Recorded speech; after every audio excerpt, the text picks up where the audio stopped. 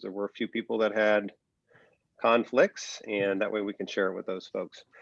So, of course, my name's Andy Feltz. I'm the clinical director for vision services here at 360 Care, and have been in the long-term care optometry business for going on 23 years now.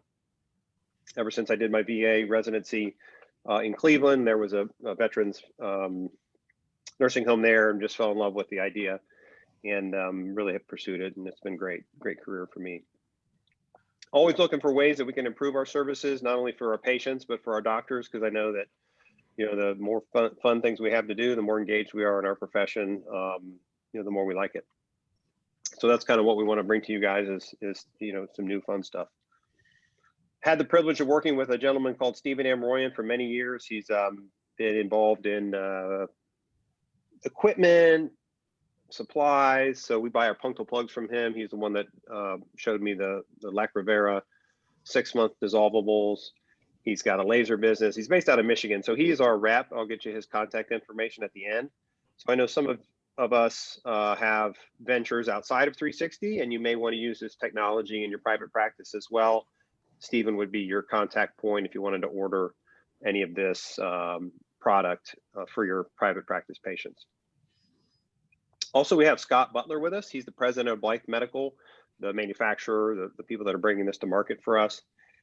And Scott's based out of Georgia. He's the president of the company, and he's going to do a presentation for us to, you know, learn a little bit more about the product, how it's made, why it's important. Amniotic membranes are no longer, you know, kind of fringe medicine. This is established science now. Many surgeons are using it. I've wanted to use it. We've used it a little. We've dabbled in it. The difficulty for us is, of course, the follow-up, right? So we're going to put a full-size membrane on a cornea. We're going to put a bandage contact lens on. How are we going to get there in the next 3 to 7 days to take that bandage lens off?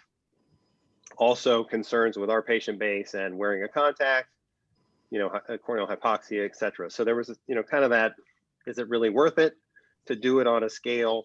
Or are we just going to do one-offs here and there? And I've done a few, and it's been great, but it's hard to do it on a regular basis. So Stephen and Scott ran across an ophthalmologist, pretty local to me, actually. I used to refer a lot of patients to him, who has taken their new product and developed a, you know, really a better way to apply it. And that's what we're going to talk about. And as soon as Stephen heard about that, he goes, oh, well, I got to show this to Andy, because this is something that would actually work for their nursing home doc. So Scott, are you with me? Yes, sir. I'm ready. All right, awesome. So again, Scott Butler, president of Blythe Medical. He's going to hopefully share his screen now. And he's looking very dapper. Sorry, I still have my scrubs on, Scott. That's okay. Let's see. So I hit share my screen. Should be an up arrow, hopefully there.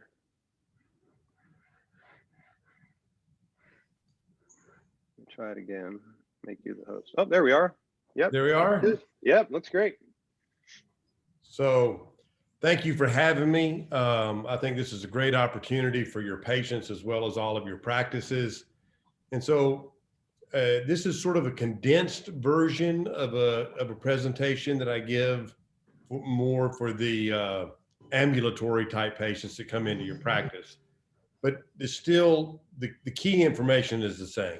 We want to improve our patients' visual and surgical outcomes, and we want to improve the practice sustainability of the practice. So in all of my years of calling on practices, I've come up with 4 issues that I think everybody wants to achieve. And that is improve that patient's visual and surgical outcome. And we want to achieve that in the same or preferably less time than current protocols would allow us to do that. And we certainly want to generate the same revenue, and it's even better if we generate more revenue than we were using before. And in the end, we want the patient to love the doctor. So usually the first question I get asked is, which patients can benefit from ACell FX amniotic membrane? And the truth is, they're sitting already in the waiting rooms of practices. Most certainly the patients that you're calling on, it could be anywhere from 50 to 70% of the patients that you're talking to already have corneas that look like this. So there's been, in the cataract surgery world, Dr. Bill Trattler down in Miami, and a good friend of mine, Carl Stonecipher up in Greensboro, North Carolina, did a study on their cataract patients. And basically what they found was, if your cataract patient is 60, they have a 60% chance of needing an amniotic membrane to clear up their ocular surface issues. If the patient is 70, that goes to 70%. If the patients are 80, it's an 80% chance that they have corneas that are damaged and look like this. And so everywhere there's a green dot, that's lights being split by a damaged or dead cell, which is reducing contrast sensitivity, maybe causing pain, may already be a neurotrophic cornea, and we need to treat that. Because a damaged cornea, everywhere that there are damaged or dead epithelial cells, there are not these little CD44 receptors that will hold mucin on the eye, which then in turns hold aqueous. So if we can't hold any water on the eye, it doesn't matter how many lipids are being secreted across the surface, because there's no water to regulate the evaporation of. So I'm very thankful for all of the large companies that are out there talking about dry eye disease. And unfortunately, they typically only talk about meibomian gland dystrophy. And what we know, this diagram was printed by the original dry eye workshop report that was printed in 2007. And all of these issues on the left, patients getting older, hormone levels, systemic drugs for other diseases, inflammatory, chronic autoimmune diseases, these all play a role on how much aqueous is secreted by the lacrimal gland. Ultimately, they all reduce the amount of aqueous that's being secreted, which leads to a hypertonic tear film. And then we have environmental issues and meibomian gland issues, blepharitis, etc., that lead to fewer secretions of lipids, which now means we have a high evaporation rate, which also leads to a hypertonic tear film. Once we have a hypertonic tear film, that causes cell death, or at the very least, it's going to cause cellular damage. And once that happens, the patient's wound healing cascade is initiated. We get an inflammatory response. The signaling pathways are opened to try to heal that cornea or that ocular surface. And it doesn't take but about 36 months of this chronic inflammation on the ocular surface to begin to cause nerve atrophy, which just further exacerbates less lacrimal flow. It also begins to impact our conjunctival cells, or our conjunctiva and the goblet cells. And once that inflammation happens, our goblet cells reduce less mucin. This all creates tear film instability. And now we just have this vicious cycle causing a non-healing wound on the eye. So we've been using amniotic membranes for close to 100 years to treat the non-healing wounds of diabetics and or burn victims that have areas that need to be re-epithelialized. So when we see a cornea that looks like this, what we really have is a non-healing wound. So when we use an amniotic membrane, we're going to break that negative feedback loop, and we're going to jumpstart the fatigued or stalled wound healing cascade. And it's letting the brain know that we have the bioactive components now present to optimize and complete the healing process. So essentially what we're doing is, if we could create an environment on the ocular surface that was optimized and we had generated homeostasis, it would take about 100 days to completely re-epithelialize a cornea. When we put an amniotic membrane on the eye, we're shrinking that down to a 3 to 7 day period of time. So we're taking this damaged ocular surface that can't heal itself, and now we're going to have healthy epithelial cells, healthy goblet cells secreting mucins. We're knocking down the inflammation in the meibomian glands so that we get more lipids secreted, and we're going to create a healthy ocular surface. Now that patient's refraction is going to be better. They're going to feel better. They're going to see better. Their eyes are going to look better. So the next most common question I get is, how does ACell-FX and amniotic membranes work? And there's a lot of misinformation out there about amniotic membranes. So what we really need to think of is the amniotic membrane itself is a reservoir of bioactive components that have clinical benefits to promote a rapid healing or re-epithelialization of the cornea. So it acts as a substrate that allows for cellular migration to happen quicker. It inhibits any scarring. It inhibits angiogenesis and suppresses inflammation. Also, and a very important part of what the amniotic membrane does is it acts as an antimicrobial. So the surface chemistry of the membrane repels bacteria so they don't have a landing place on the ocular surface. So in this processing, it matters. All amniotic membranes are processed differently. The ACell-FX membrane is the only tissue that is truly, from its very origin, was designed to work and be used on ocular surfaces. So we have a placenta that is, for our purposes, comprised of 3 membranes. The innermost is the fetus epithelium. Then there is the true immune privileged acellular amnion. And then there's the maternal chorion layer. So this fetus epithelium contains DNA from both the mother and the father. And then, of course, the maternal chorion contains DNA from the mother. By eliminating those, we remove any risk that our tissue could cause a rejection or an unwanted reaction because the patient's body can't remove those donor DNA byproducts quick enough to complete the healing process. So it's about a 55% collagen product, 18% elastins, 5% of the glycosaminoglycans that are going to promote the healing, and the fibronectins that attract the fibroblasts. So when we talk about processing, in the ocular world, there's several dry membranes, and there's one cryopreserved.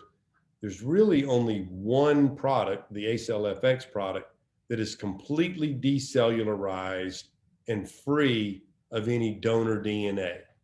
The importance of that is aggressive decellularization of a tissue will promote quicker M1 macrophages to the ocular surface, which then promote healing. The M2s that are going to be coming down trying to remove all of that donor DNA are all inflammatory. Excuse me, I had that backwards. The M1s are the pro-inflammatory. Until all of that tissue is removed off the ocular surface, the body is sending these M1 macrophages. The quicker we can remove the collagen and in other tissues, the donor DNA, the quicker we get to the M2 macrophage that promotes cellular migration.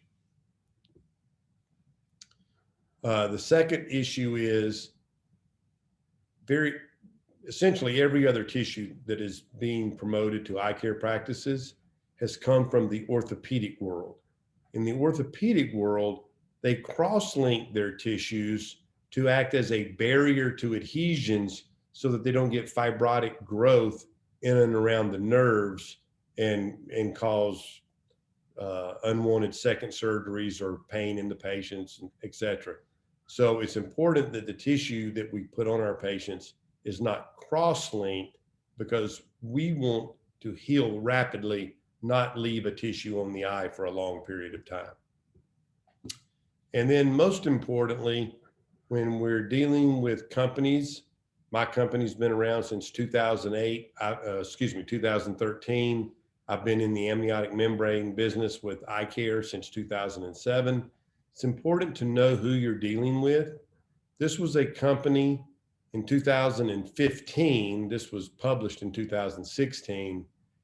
It was a liquid amnion product that a spine surgeon was using, and the company didn't tell him that they were using only C-section placentas. They were actually using some vaginal birth placentas, and he ended up giving his patients sexually transmitted diseases in their backs. So it's important that you really know who you're getting your tissue from when you're using this on ocular surfaces or backs. So our process, we only use C-sections from humans. I bring that up because yesterday I got a new account from a doctor who had been using somebody relatively new in our space, and they were using porcine placentas, pig placentas. And I guess the price didn't make him question what they were. But the rep or the company didn't tell him they were from pigs. He had to find that out by reading the IFU after he had some incidents with patients. So ours only come from humans between 36 and 38 weeks. We separate the maternal chorion and the fetus epithelium at the time of childbirth. It makes it very easy. It also allows for the cleaning process to not need any germicides or antibiotics or harsh chemicals. We always decellularize the tissue, so it's an acellular tissue. There are no dead cells attached to our tissue. Most importantly, no cryopreservants, no cross-linking agents, no germicides, antibiotics, or ethanol that could leave residuals in the tissue that could then cause an unwanted inflammatory response on your patient. And then over here, size matters. There's been studies that show a 4 millimeter disc is large enough to attract stem cells to the area, and they will then differentiate into either epithelial cells or endothelial cells and rapidly migrate across the area that needs repair. So a 5 to 8 millimeter disc is really all you would ever need on an ocular surface. From a safety standpoint, the American Association of Tissue Banks has also said that any tissue that's less than 100 square millimeters could never transfer a unknown communicable disease or a virus. So since viruses reside in cells, our tissue's acellular, you have a double safety benefit that you will never transfer something to one of your patients that you did not intend to transfer. So we've already hit most of these points. Being acellular, you're using only the immune privileged tissue, no donor cells. You're going to eliminate any unwanted inflammatory responses or rejections. You're going to keep most of your wound healing immune responses in the innate category, which is very mild and rapid healing. It retains all the benefits of the amniotic membrane without the risk of non-donor, non-self cells, least risk of disease transmission, and it reduces primarily the risk of a slow healing or non-healing event. So like we said earlier, before the body's going to send new epithelial cells over a wounded area, it's going to clean that area up of any damaged or dead cells. So what matters about your amniotic membrane? We've already hit these top three. The next two are relevant to the question of how long does it take this to heal? And the patient's health and lifestyle will impact the wound healing cascade. So the very elderly patients that have other chronic immune disease issues, it may take them 5 to 7 days to heal up versus the 34-year-old healthy person who's been wearing contact lenses for 20 years and has some SPK issues. That person may heal in 2 to 3 days. So factors to consider. This isn't that important really in the patients you're going to be calling on, except the diabetic and other systemic diseases. It's going to play a role in taking a little longer for it to heal. So let's talk a little bit about diagnosis and billing. There's approximately 40 to 60 diagnosis codes that you can use for an amniotic membrane. In the end, you're going to use about 5 of those, and we'll get to that on the next slide. The CPT code that we're going to use is 65778, placement of amniotic membrane on the ocular surface without sutures. The average Medicare payment across the country is around $1,400. Commercial insurers are paying between $900. And I just found out some of the high-end gold Anthem policies are now paying upwards of $1,500. The documentation in your chart needs to include an ocular surface defect. In other words, we're not going to use a diagnosis of lacrimal deficiency or dry eye disease. It's going to have to be something that represents a damaged ocular surface. And here are the 5 most common ones: SPK, epithelial basement membrane dystrophy, recurrent corneal erosions, neurotrophic keratitis, filamentary keratitis. Those are going to be typically your top 5 diagnoses for 65778. You notice I keep putting needs to include ocular surface defect. So the 65778 is a global code. It is going to include for that day the office visit, any supplies that are used, and it's a 0-day global period. So that means if you were to go back to that patient in 3 days, you could then bill another visit. So there's 2 types of practices, I say. There's one that's using amniotic membranes, improving the visual outcomes of patients, helping their patients feel better, see better, and improving your financial sustainability of your practice with patients that love you. Or you just were unaware before tonight that there was a procedure paying $1,400 that helps resolve these what seem to be unresolvable issues. And so that's kind of the quick presentation that I have, Dr. Phelps. If there's any questions, I'll be happy to take those and see if we can help better understand amniotic membranes. That was fantastic, Scott. I really appreciate it. Really excited to form this partnership with the company moving forward. There's a little bit more that I need to talk to our doctors about the technical application, of course. I think that's going to get them pretty excited. But really happy to partner with you guys on this so that we can bring this to our patients and, like you said, help our patients see and feel better, and also help our bottom line. We're a for-profit company, so there's a little bit of both, right? Very good. Awesome. So yeah, right now nothing in. That's right, partnership, right? You got to bring them both together. So nothing in the chat right now, but I'm sure questions will come up. I'm going to leave at the end. I'll have Steven's contact information. Some of these doctors, I'm sure, like I said, probably have private practices. They may be interested in getting accounts with you as well. So Thanks, Scott. I really appreciate it. Welcome. Do you want me to hang around? Or? Yeah, if you want to, if you don't mind, you got a few minutes. Yeah, that'd be great. You can comment along the way. Okay. Let me share my screen real quick. If you could, let's see, I got to unmake you the host here. Or if you could make me the host. So if you see my name, if you hit participants. Yes. And then next to my name, if you click the more button, let's see. Okay. There should be a make the host. Make host.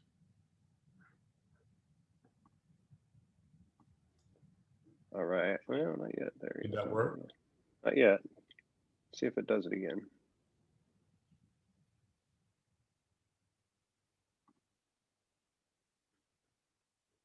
It on my screen is saying you're the host. Okay, let me try it again. See if it's, there we go. Yep, I'm back now. Just took a second to click in. All right, good.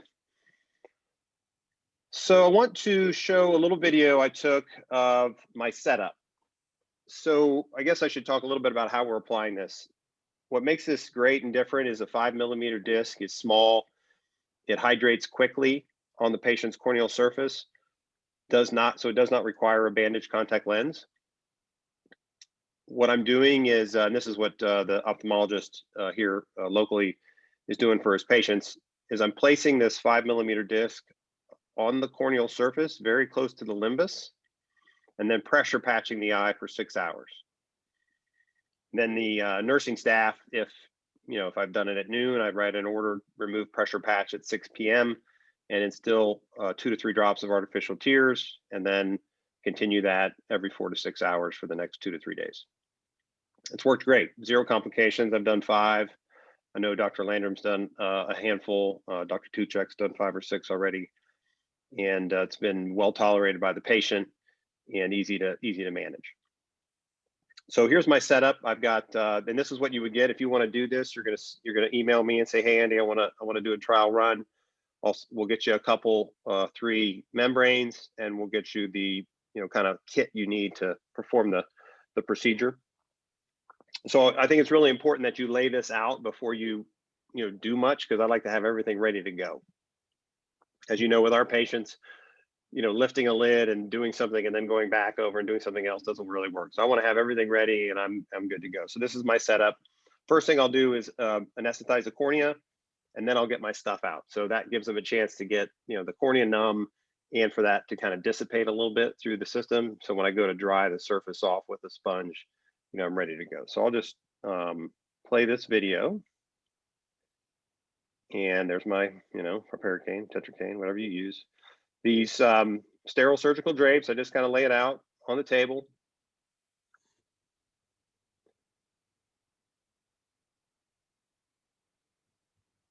And we have our awesome reverse action forceps. I just want to show you guys these. These are great because basically they're holding the membrane with no tension in your hand. So you can have really good control of it. And then when you squeeze the forceps, it lets go. So these are critical. Blythe is nice enough to supply us with these. This will come with your kit when you say you're ready to go. So, I mean, we have to pay for them, but you guys are worth it. So they're great. Your typical iPad, of course, I'm going to fold it in half for a pressure patch if you remember doing these, and then some paper tape, which is really hypoallergenic. Surgical spears, I'm going to use one of these to dry a small spot on the cornea where I'm going to place the membrane. And then the membrane itself. They come in boxes, which is great, Scott, but I recommend you take them out of the box. I don't like to carry all that stuff with me. Right. And I recommend that you open it before you start working on the patient, because they're kind of tricky to open. So you get that thing open, and that's where you're going to put that forceps in there, grab the membrane, and leave it in there inside of that sleeve. And then I'm ready. I have that set down. I'm ready to work on my patients. That's where I'm going to grab the patient, pull their lid up, dry their cornea, place the membrane on, close their lid, put the patch on. Now today, what I had my tech do for me, I'm fortunate enough to be nearsighted, so I can do this kind of with the naked eye. You can use a slit lamp too. I use a slit lamp for putting plugs in. It's not that much different. You just need a second set of hands. So my tech will sometimes hold their lid, or today she held, the forceps for me right there, so I could just plop them on. And then she held the pad on as I took the iPad, folded in half, and put it on the eye. I had her put her finger there while I taped it on. So having an assistant there is pretty helpful. All right, so that's kind of the setup. As far as the procedure itself goes, again, it's pretty straightforward. Small area to dry, place the membrane on there. It sticks really easy because it's so small, as opposed to those big membranes. If you've ever done one of those, they're like flopping all over the place, and I'm worried about it folding in half and getting wrinkles. I didn't have any problem putting one of these things on. At the end here, I'll have, maybe Dr. Tuchek will give me a sense of how he's done. He's done at least a half a dozen of them already in a week and a half. But I'm pretty excited to find out about how my patients are doing. This is the first couple I've done. I've had great success. So I want to do real quick about next gen, just in case anybody has questions there. So, we do have to document what we're doing. I just have a test patient pulled up and I have a diagnosis code of punctate keratitis. I'm going to go into my eye procedures, just like I would do if I took a fundus photo or did punctal plugs or anything extra besides our normal stuff. And we have it set up here for amniotic therapy. I just click the little button, decide which eye I treated that day, take the diagnosis code, the size, and then which procedure. Did I use a bandage contact lens or a pressure patch? And then I'm going to generate the procedure note. And that's going to say what I did. And then, of course, I would submit procedure billing, save and close. And then when I go to finalize, my cover eye with membrane code is there, and I could submit procedure only, just like that. Very good. There is a recall for amniotic therapy if you wanted to do the other eye. So in this patient, I've recalled them to do their left eye in 1 to 3 months.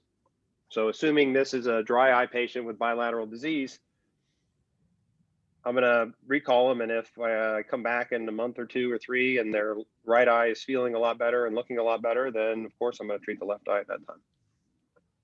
So hopefully that's pretty straightforward. The eye procedures is pretty easy, just click through it. And that's our documentation. Now, as a leave behind, I've just got, a basic document I created that basically is just, something I can email to my tech and say, hey, print this out and put it in the stack with my orders.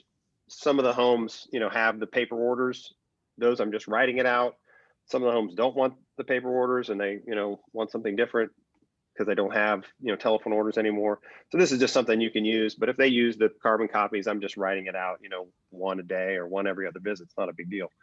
But essentially, I'm just telling the nursing staff that you need to remove the patch from the eye. That's today. I put mine in at 1:20. So I wrote it for 7:20 p.m. on that date. Immediately instill 2 drops of artificial tears, and then continue that for a couple days every 4 to 6 hours. QID, whatever makes sense for you. And that, that's really not a big deal for them. They put in catheters and all kinds of stuff. So taking an eye patch off is not, not really a difficult, concept. And that's really it. I mean, let's see. Send that template to us for easy use. So Megan, yes, we'd be able to send that template to you, no problem. So I will email anybody that's going to email me and want to get started. We'll get you the supplies you need. So we'll get you some membranes. We'll get you the extra things you need, the patch and the drape and all that, and the forceps. And then I'll send you that document so you can just save it to your desktop. And then if you want to talk about it with me on the phone, like, okay, what cases are you doing, Andy? So today I had a patient who had significant dry eye, SPK, complaining about it. Artificial tears weren't getting it done. She had enough inflammation that I didn't feel like punctal plugs was the answer for this patient. I still do punctal plugs, but in inflammatory cases, I know they're not going to solve the problem. And so I talked to her about it real quick. And she's like, yeah, I don't care. Whatever's going to make it feel better, right? And it was easy. Took me 2 or 3 minutes. Got her treated. Out the door. She's like, great. Go take a nap. And after dinner, you'll get to take your eye patch off. I did one patient early in the morning and was able to be there because it was just one home that day. And I was able to be there at 3 o'clock when it was time to take it off.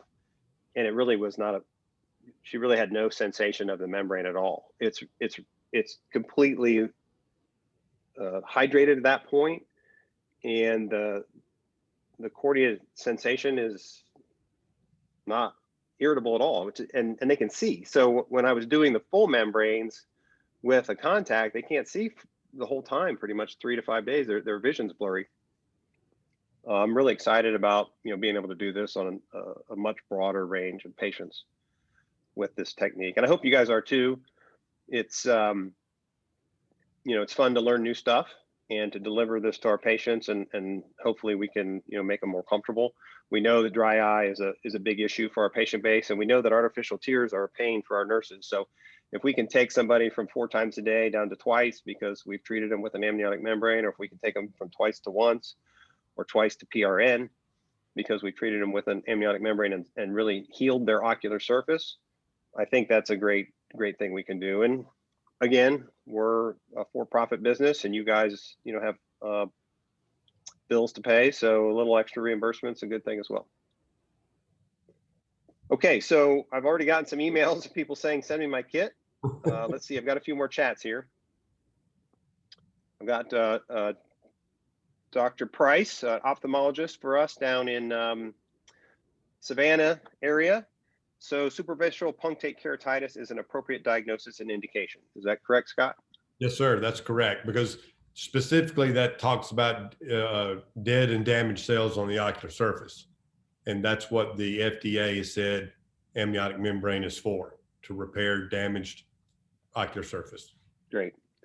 And so no, the tissue does not need refrigerated, and it has a shelf life of 5 years. Correct. So really easy for us. We don't have to worry about running it from our igloo cooler into the room. It's yeah, it's great. Question about irritation and glaucoma drops. Can these be used in those cases, or artificial tears the only thing to help with that? So probably the most irritation is coming because that cornea is damaged and the corneal nerves are exposed. So what we found is those doctors that have big glaucoma practices that start treating the damaged ocular surface, the patients say the drops don't sting as much, and they become much more compliant with using the drop therapy as prescribed. Gotcha. So often the cascade there is you've got a slightly damaged cornea, the pharmaceuticals causing it even more damage, and it just perpetuates that. So if we can kind of bring it back to stasis, we'd have a better setup. And they don't have to stop taking their drops while the membrane is working. Right. Okay. So a question about follow-up. So yeah, Dr. Chandler, I'm doing a 1 to 3 month cornea follow-up. If it's only one eye I'm treating, and I want to see if that eye has healed. And then if I know it's a bilateral condition, I'm doing a 1 to 3 month amnio follow-up, assuming that at that visit, I'm going to find out, did the left eye procedure work, or did the right eye procedure work? And now I'm going to do the fellow eye, the other eye at that time. Scott, we do a lot of walking into facilities, seeing, new patients or patients that are presenting for glaucoma or macular degeneration. And as we're seeing them, wow, they've got a new complaint of trichiasis. So we've already got the exam for glaucoma, and now we've got this removing the eyelash for trichiasis, and we use a 25 modifier to let Medicare know that, hey, we didn't plan to put a amniotic membrane on this patient, but we came in there to see him for their glaucoma, and during that encounter, we've encountered this other issue, and generally we've been fine with that. Have you run into that problem with amniotic membranes? Yeah, you can do. That's fine. Okay, no. That's what I thought, but that's what I did today. So patient presented for cataract and macular degeneration follow-up, and in the course of that exam, she said, my eyes are killing me. They hurt all the time. The artificial tears don't do anything. I looked at her. It's inflammatory. It's not just aqueous deficiency. And I felt like, hey, this is a great candidate. I had one left. So I said, hey, this is, I've got the medicine with me. Do you want me to treat you today? She said, heck yeah. And that's the way I describe it to the patient. I've got some special medicine I'm going to put in your eye. It takes a few hours to get, settled. So we're going to put a patch on you. The nurses will take that off, and then they'll put some moisture drops in there just to kind of get your eyes, happy for a few days. And then we'll see you next time we're in the building. So to dry the cornea, we used a surgical spear. Is in my video. Let's see if I can bring that back up. it's just your typical surgical spear. 1 second. These opti cells, and it's such a small area. You just want to just lightly dab that surface so there's not a well of tears there, so that the membrane really sticks firmly to it. And so those let's see if I can stop it right where you can see it. Whoop. There you go. Oh, those OptiCell sponges do the trick. So they'd be in your supplies. I think most corneal surgeons, or if you've ever watched old LASIK procedures, it's pretty common. Yes. So Dr. Hookway wanted to know how long the membrane stays in the eye. So basically, how long does it take to dissolve? I think is the way we look at it, right? Yeah, so so let's talk about first all of those bioactive components that are going to promote the wound healing typically leach out between 1 hour and 2 to 3 hours. So the membrane can be resorbed anywhere from 1 to 24 hours completely. Okay. But as long as it's on that ocular surface, for the 6 hours, it's released all the bioactive components, and the wound healing cascade is initiated, and the process will complete itself in about 6 days. Got it. And I've done some full size membranes and had like 50% improvement, and then 3 to 6 months later done a second one. I assume you have plenty of providers who have done that with the 5 millimeter disc as well. Correct. Okay. So yeah, we get partway there. They may need a booster shot. And in the older patients, that's not going to be uncommon. Right. I got a question about doing it on the first day of the exam. No, you can do it. We just talked about that a little bit on the same day of exam. We have informed consent for our patients as part of their admission to the nursing home, and their attending physician signing off on our orders. So we're covered on really any of these procedures that we're not opening the eye essentially for. Okay, this is a good question. If there's a corneal defect in one quadrant, is it important to apply the membrane exactly where that is? And that was my thinking at first too, but now that I understand it more after having done them and talking to you, this will be a good answer. So go ahead, Scott. I love that question, because when you put the membrane on the eye, it's initiating the wound healing cascade for the entire ocular surface. So if let's say that the main defect was inferior nasal and the tissue somehow ended up superior temporal, it doesn't matter. It's going to heal the entire ocular surface, as well as the damaged conjunctiva. So you're getting a complete ocular surface healing regardless of where the tissue is placed. In fact, some people will even put the tissue down in the cul-de-sac and patch the eye. I prefer it being on the cornea, but it works. Well, if you have a patient that you don't think could tolerate it, maybe that would be an instance. Or if you have inflammation everywhere and you just want to try to knock it down. But I have not had, in the 5, 6 I've done, I have not had any, nurses say, we had a lot of pain. And the one I was there for, he took it off and she was like, yeah, I feel fine. So it's amazing they don't feel it. Can the membrane be the first course of treatment? Yes. Okay. Yes. So if you see damage to the cornea, yes, it's not subjective anymore. This is an objective measurement or an objective sign. Then we can use this, because we pretty much know if there's SBK, if there's damage in our patient base, especially, that artificial tears probably aren't going to solve that. They may mitigate the symptoms slightly, but it's not going to fix the surface, and that's a case that could go south on you with infection, etc. I've got another one lined up tomorrow who has HSV, so herpes simplex keratitis, and has had really bad wound healing in a, what I think might actually be in a, an abrasion that happened when she rubbed her eye. Now that I've had some more time with her, so I'm interested to see if we can help her at all. Now, is she on systemic antivirals or Not anymore? No, this is a. Well, she's this already is a been on the chronic case. Yeah. So hopefully we can at least help her a little bit. All right, I think that's the end of our questions. Let me bring up real quick this slide here. If you have a camera with you, if you've got your phone, or I can just email it to you also. But this is Steven's contact information. He couldn't be with us. He's on the road up in Michigan, but he's our rep. So if you want to get your own account, obviously 360 will supply you personally for your 360 patients. But, Dr. Gwyn's got a practice, he wants to try this on a couple of his patients in the private practice.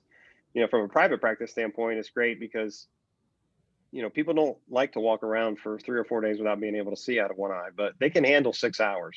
You know what I mean? You can tell them, go home, take a nap, after dinner, take this off, put these drops in, and in 3 days, let's see how you're doing. It's much more tenable than walking around with a contact and being blurry for 5 days. I think anyway. So, but I don't do private practice anymore. So you guys have at it. Have fun. All right. Well, hey, I really appreciate everybody's time. I look forward to the emails coming in. I've already got a few so far saying send me my kit.